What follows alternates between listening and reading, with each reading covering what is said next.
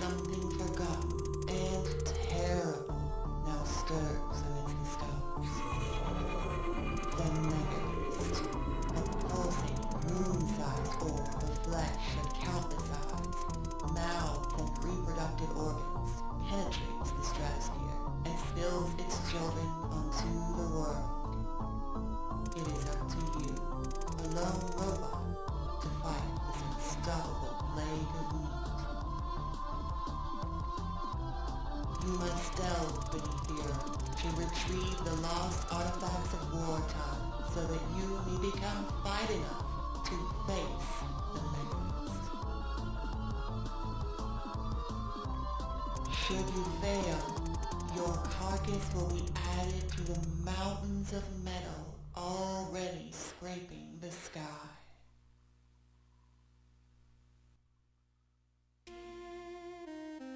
One question.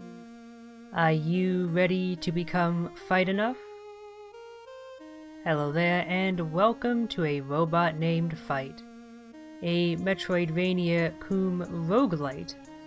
An interesting combination of genres that I've been seeing a fair bit in indie releases as of late, following in the heels of games like Dead Cells Early Access and Sundered. But unlike those games which don't really mesh those two genres all that well, Dead Cells is basically a roguelite with some Metroidvania stuff tacked on, and it's not very satisfying. And Sundered is the reverse, a Metroidvania with some procedural generation tacked on. And once again, it doesn't really work all that well. But this game, from what little of it I played, seems to mesh the two genres well together. And that's why I've decided to do a playthrough of it. That and the fact that it seems like it's a fairly short roguelite. More in the ballpark of your Rogue Legacies than your Binding of Isaacs in terms of length. So let's just get right into things. Let me configure some of my settings first though. I think some of them are on a per file basis, and there are some controls that I want to alter here. Namely switching the angling with the paging right and left. We'll get into exactly what that means once we get into things. Let me just make sure I'm pressing the right button. There we go. Replace. Replace. Replace.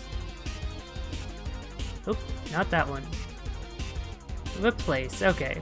Sorry for taking the time to do that, but I couldn't do so without already starting up a file. And then the other change I want to make is turning the always on timer off. As a roguelite, it does optionally encourage the use of speed, but I don't want a timer constantly on the screen encouraging me to do that when I'm still relatively new at the game. That's just gonna encourage me to make rash and foolish decisions that will probably get me killed. I'd rather go through slowly and carefully, at least this early on. Loading. Loading.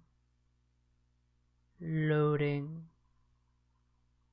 Some days I really wish I had a solid-state drive.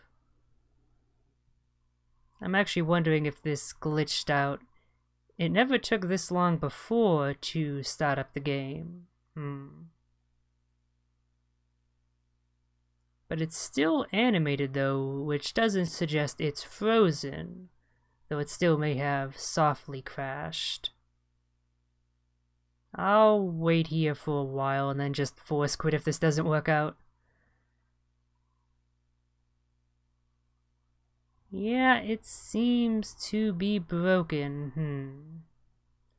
Well, that's a rather unfortunate start to this recording now, isn't it? Why must you make things so difficult for me, video game? I have enough difficulties coming in on my own, without you screwing with me even further. Okay, yeah, that's enough. Take undo.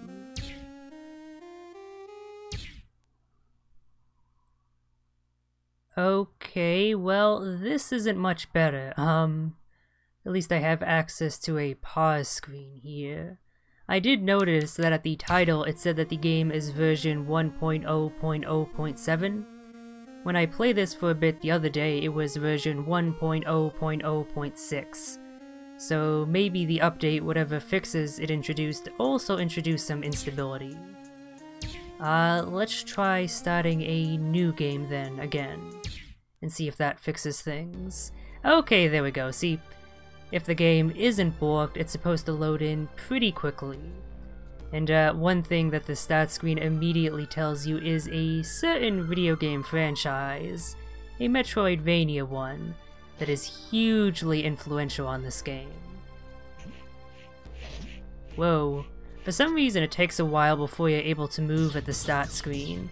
I always have to wait a few seconds, which means getting hit by that first little grub there, which is kind of annoying. So, since this is a Metroidvania, even if it is a procedurally generated one, there are items hidden within the environment, and there always seems to be one passive stat upgrade right there at the beginning. A useful tip for beginners. Press square to shoot. Press cross to jump. Press R2 to... Oh god, I'm dying! I like that little bit of humor with the tutorial there. Something that the game is admittedly a bit lacking in. Oh, really?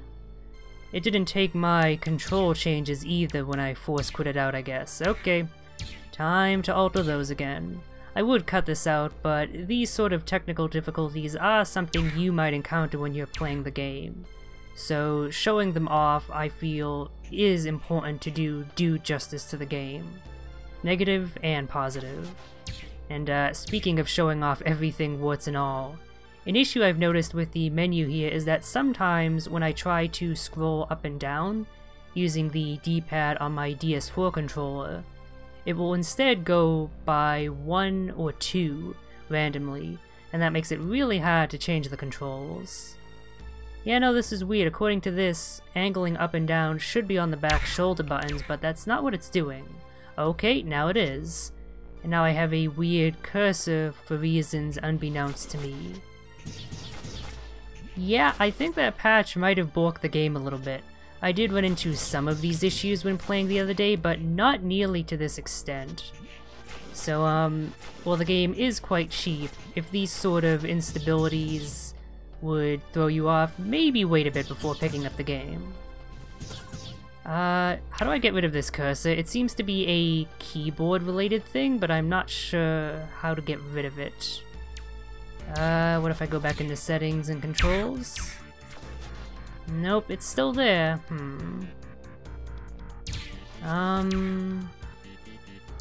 I do believe the game saves your progress, so I should be safe quitting out and reloading. Hopefully that fixes it. There we go, okay. And my controls are set. Nope, once again the buttons have been changed back to the defaults. I guess I'll just keep them there then, since that seems to be glitchy. I'll just have to deal with the aiming buttons being on the other set of shoulder buttons. I'll make do. So, getting into the basics of the controls here after all that glitchy nonsense. You have shooting, jumping. If you jump stock still, you end up doing this animation without much momentum, and if you jump while moving, you'll do this crazy spin flip, which has a lot more momentum. This game is very Metroid inspired if you didn't realize that already. Enemies like to spawn out of those meat orbs, so they're not necessarily worth destroying, although killing enemies does give you the chance of picking up scrap. That little metallic icon in the upper left. It's a form of currency, and we'll see what it does soon enough. You can also aim up and down with the shoulder buttons, or whatever the hell you choose to bind it to, assuming you don't run into issues with rebinding the controls like I did. And if you press both at once, you'll aim straight up. So you do have a lot of control over which direction you can shoot in. And that's useful because enemies come in all sorts of movement patterns. And you do want to try and take out enemies efficiently because they do a surprising amount of damage. Or rather, perhaps it's not so much that they do a lot of damage, as it is that you are pretty squishy by default. So this is our first upgrade here. Since the game does use procedural generation, whatever you pick up as your first upgrade isn't always going to be the same thing. In this case we picked up the phase shot, but it's also possible to pick up a sub-weapon, an alternate weapon type, or a different upgrade to your primary fire. One I picked up previously was one that changed it to a missile, and that was pretty cool. So immediately, only a few screens in, we already see the potential differences that this game can offer, thanks to the whole roguelite elements it's introduced. That's what I mean by this game actually meshing the Metroidvania and roguelite genres pretty damn well. Perhaps not perfectly, but certainly better than any game I've seen before. And for that alone, the game is worth admiring. Alright, so we have progress there blocked by a tiny little passageway. Unlike the famous Samus Aran, we do not have the ability to go down such small passageways by default. We will have to pick that up at some point. Hopefully sooner rather than later. One design issue that I'm not a huge fan of, I'll say right away, is that while you do know where your progress was bulked simply by the fact that the rooms are unshaded and you can kind of take that to mean, oh, I couldn't progress there, it doesn't explicitly state that. So unless you are capable of remembering that you couldn't progress there and exactly what you needed to progress, you are left a bit in the dark. I do wish the minimap explicitly showed off what types of blockages were preventing you from progressing. That way the onus wouldn't be on you to remember what power-up you needed. But that might not be as much of an issue for other people. It is for me because I just have a terrible memory. So here we are immediately seeing the use of the phase shot and exploration. We needed to pick it up in order to progress here. And as we go along, power-ups will be not just necessary to progress, but also to pick up optional items. So exploration is very much encouraged, but it's not mandatory, necessarily. And that's good, because one of Dead Cells' issues is that exploration in that game isn't all that fun, but you have to do it to get the necessary stat-ups to continue. So you may have noticed the rather ominous music change. That's an indicator that we're near a boss fight. The bosses in this game are certainly a thing, and they can be pretty tricky. They start off fairly tepid in terms of difficulty, but as you bring them to lower and lower amounts of HP, they become more dangerous, spawning more projectiles, more minions, etc. So you don't necessarily want to rush down the boss too quickly, because then there'll be so much chaos in the screen that you might not be able to deal with it. Taking things slow and steady is definitely the best way to handle things, especially since, at least by default, you're not especially tanky. In fact, for a robot, you're awfully squishy. You're pretty much reliant on random health drops to survive. But fortunately, we had no issues. And for beating a boss, we don't pick up an immediate upgrade, but instead we unlock an item that we can pick up in future runs. And I'm heading back here because you notice that little square mark in this room? That indicates that there is an item hidden somewhere in here, usually just a minor stat-up, but worth searching for. And fortunately, they are typically marked out from the rest of the environment. You don't just have to randomly shoot around like you would in an actual Metroid game. You're usually hinted at where you need to shoot, and that's good. In fact, I would say it's crucial since you kind of have to... You can't come in knowing where the power-ups are given the procedural generation. So being hinted as to where they are is pretty important. Alright, now here we have a rather dangerous room, lots of enemies coming at us. Thankfully, none of them are particularly dangerous to deal with, they're all slow movers. I'm not really gaining much by killing them, I figured I'd just finish them off just because. And who knows, maybe I'd be able to pick up some scrap. Sadly, we can't exactly continue there. We'll need some sort of high jump or maybe an ice beam to use those enemies as platforms. I'm honestly not sure. I haven't played this game long enough to know exactly what I need to do to progress in that sort of room. Alright, and we found another unlock, Bright Shell. I think that is a modifier for our main weapon. We'll have to wait for a future run to unlock it though, which is fine. Here our progress is balked by another progression gate, this one a wall of meat. Sadly, our regular shots cannot pierce through it, so we'll have to pick up something else. Let's continue exploring though in the directions that we can. Thanks to that phase shot, there we go. Alright, a flyer. Let's take care of him from a distance. Enemies in this game are generally best fought as far away as you possibly can, as they tend to just move around on their own and not explicitly target you all that much if they're far away. So staying as far away as possible makes them a lot easier to deal with. And there's the thing. Speed up. Probably the least favorite of the upgrades. You do start out fairly slow, so movement speed does help, but I would rather damage or fire rate or something like that. Something that allows me to kill more efficiently. And this is an enemy type I've not seen before. A rather frightening one at that. I'm just hopping back up in here to kill him. And lo, I am rewarded with more scrap.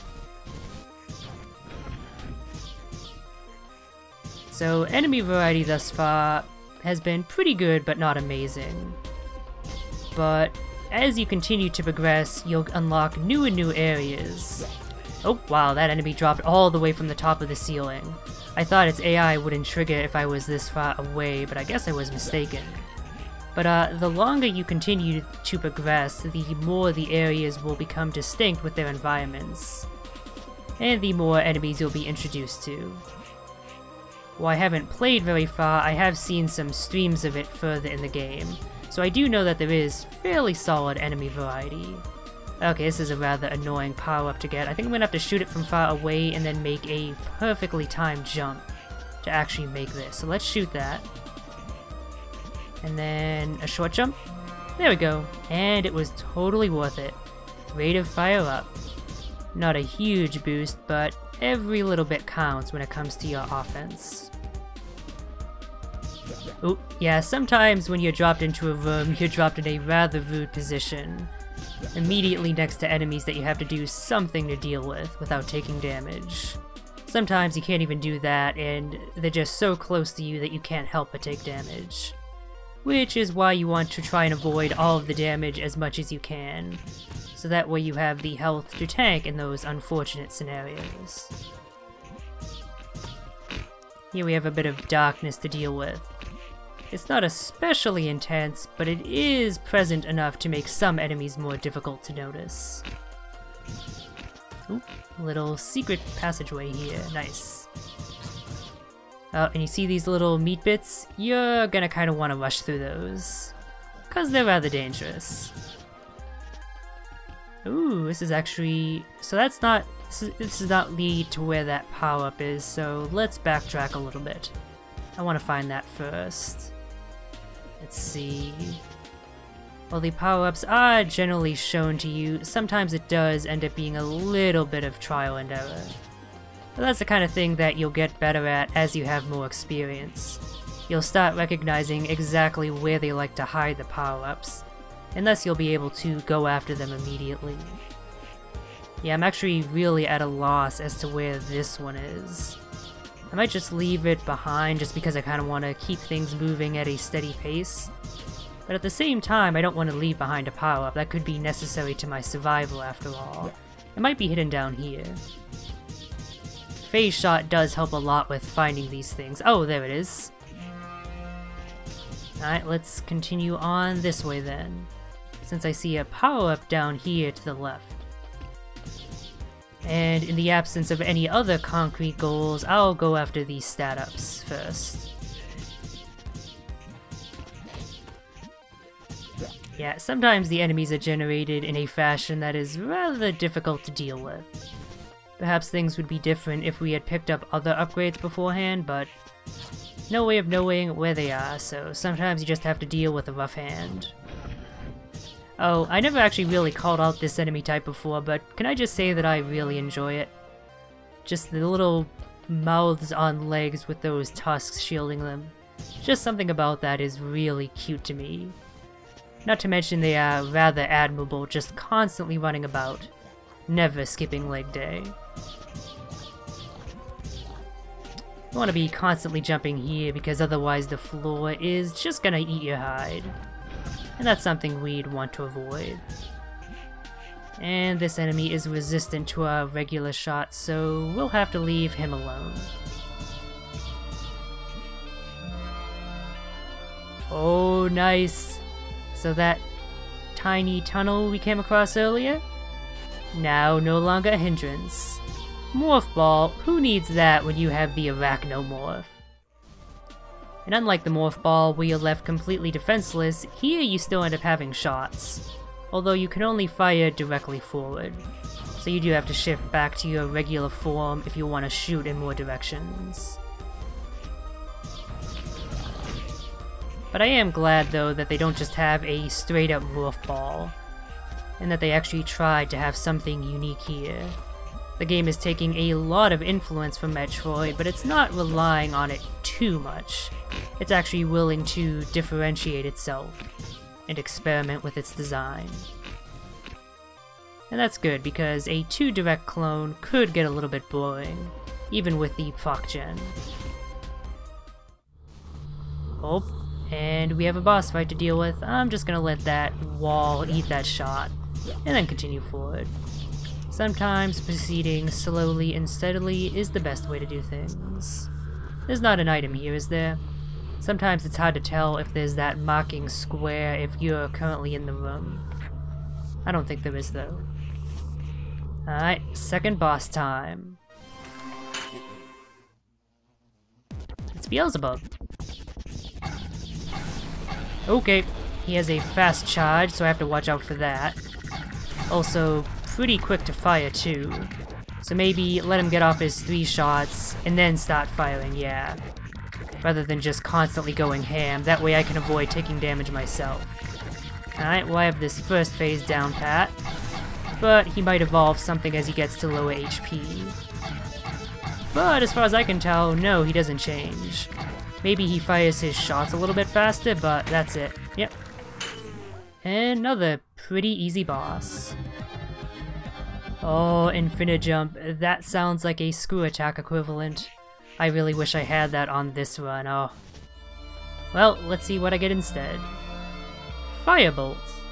Your bolt now deals fire damage. Nice.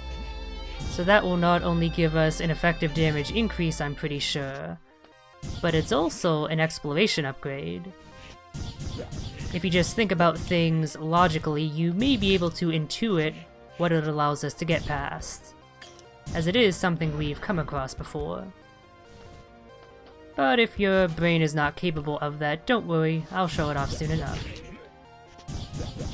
Where do I want to proceed though? I now have a few options open to me. I'm not sure if heading up here will end up leading to a dead end, or just back around to that passageway way up there. It may end up leading to there, in fact. That's your way of exiting this area, so on the off chance that is the case, let's check out this errand passageway over here first. Once again, where exactly you want to go to progress and where the dead ends are with power-ups is something you just have to learn as you play. I've played little enough that I'm not super familiar with how the game handles that. Wait a minute, hold on. How did I get up there? There was a secret passageway, wasn't there? Also, I am taking things perhaps a little bit too fast. I'm incurring far more damage than I should be. Yeah, where is that secret passageway? I've kind of forgotten. I'm just gonna keep firing randomly until I find it again. Or was it in a different room? It might have been in a different room now that I think about it. See, this is what I mean by my memory being really gosh darn awful. Yeah, okay, it was right here. Right? Or not? Can I not actually get back this way? Huh. I might be trapped here. Yeah, I don't seem to have a way to get back. That's rather odd. Let me just give one more pass through. Sorry that I'm just kind of spinning my wheels here. But I really do want to check out that passageway first and foremost. Oh, there it is. It's not one that you can shoot through, it's one you just have to know is there and walk through, right? So if you're playing, keep note of that difference. Sorry for ruining your exercising there, buddy, but kinda have to. Oh, speaking of darkness, now this is some intense stuff. I don't know if there's an upgrade you can pick up to make this less of an issue, so I'm just gonna force my way through. As bad of an idea as that seems to be, maybe I shouldn't be doing this. Well, my fire shots do allow me to see to a certain extent, so I'm not completely in the dark. Alright, energy module. That is kind of worthless at the moment since we don't have any abilities that use it. Yeah, you know what, I'm just gonna wait until I have a more constant source of light. If I take a few more hits, I'm gonna keel over, and that will be it for this run. And things have been somewhat successful so far, so I'd rather avoid that. Of course, that's not gonna happen if I just run into enemies like that. Oh dear. I'm going to have to take things very slowly here for the next while if I want to survive. I can't make a too high jump here, or I will run into those spikes. And then I'll be a dead robot. What did I tell you? Oh, fuck you, you little runner. That was a rather unfortunate happenstance of circumstances. Getting to low enough HP and then making a drop where I couldn't possibly see the enemy. Granted, I probably should have known it was there since I've been through that passageway several times, but again, memory. Well, this may not have been a successful run, but I now have a bit of a greater amount of knowledge. So when I do my next run, I will hopefully do a better job.